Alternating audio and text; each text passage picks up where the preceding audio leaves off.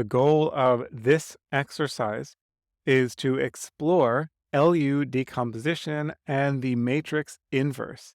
In particular, here I have written out three formulas. Now, this is the expression of LU decomposition, including the permutation matrix, as it is written out in mathematics. So in a typical linear algebra mathematics book, you might come across the permutation matrix, or LU decomposition, expresses this where we have P transpose. And we have P transpose because it's actually PA. So you could think of, putting this permutation matrix here on the left side of A. So we have PA equals LU. That's where it comes from. So then P, the matrix P, is an orthogonal matrix. So you can invert it. You get rid of it on the left side here by inverting P. But because it's an orthogonal matrix, you don't have to explicitly invert it. You can just transpose it. So that's why, here we have P inverse, but that's the same thing as P transpose.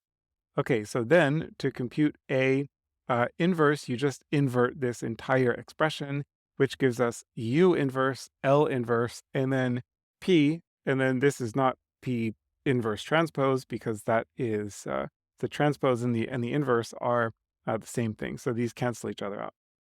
Okay, so one of the benefits of expressing the matrix inverse using LU decomposition is that inverting L and U is relatively numerically stable because they are triangular matrices, and triangular matrices have lots of zeros, so they're a little bit easier to compute the inverse of.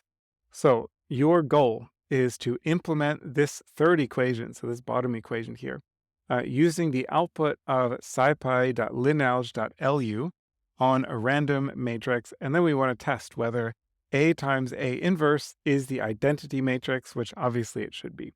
Okay, so I'm going to get back to the rest of this exercise instructions here. First, I want to just implement this directly. So here is my 4x4 random matrix, LU decomposition PLU, and then we compute the inverse as the inverse of U times the inverse of L times the inverse of P transpose, which is just P. Okay, and then we have the explicit inverse computed using the inv function, and then here I want to see that A times inv via LU is the identity matrix. And I think I just included this here in case you want to replace this like this. Okay, so here we see this is the identity matrix. Great, that's awesome. Let's try it again. This is not the identity matrix, so that's kind of curious. It almost looks like the identity matrix. It's all zeros and ones, so that's a good sign. But it doesn't have ones in the diagonal. It looks like the ones are sort of off the diagonal in a weird pattern, like a butterfly pattern or something. In fact, this is the identity matrix with a permutation applied. So in fact, in this case, I can spit out P, matrix P, and you can see that P is not the identity matrix. So there were actually permutations being imposed here during the LU decomposition. Let's try it again. And again, I want to get back to, okay, so here you see we have the identity matrix, and now we can look again at P, and P is still permuting, but it's only permuting this once. So these first two rows here. Okay, so what is going on here?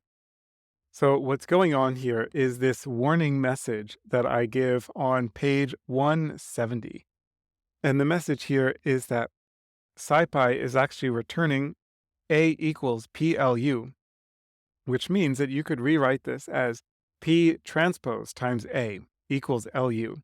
So SciPy is actually returning the permutation matrix on the right-hand side of this equation, whereas standard mathematical notation for LU decomposition has the permutation matrix on the left side of the equation over here.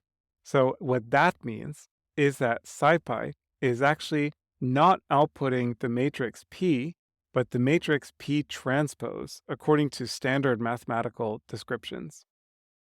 So coming back to the code, we can change this to be P dot T, so P transpose, and now we can look at this, and now this is the identity matrix, and it's the identity matrix, and identity matrix, identity matrix, and keep running this over and over again, you are going to find that this is always equal to the identity matrix. And the conclusion of this video, I guess maybe two conclusions. There was, I think it's interesting to see the relationship and how you can invert the LU decomposition to obtain an inverse of A. But also equally important, if not more important, is the idea that Python code or programming in general does not always perfectly map onto the mathematics that you would see or learn about in a traditional mathematics book or course, or textbook. And so that is, yeah, it's hard to know what advice I can give you about that, other than just doing a lot of sanity checking and confirming that the output of your code is consistent with what you expect.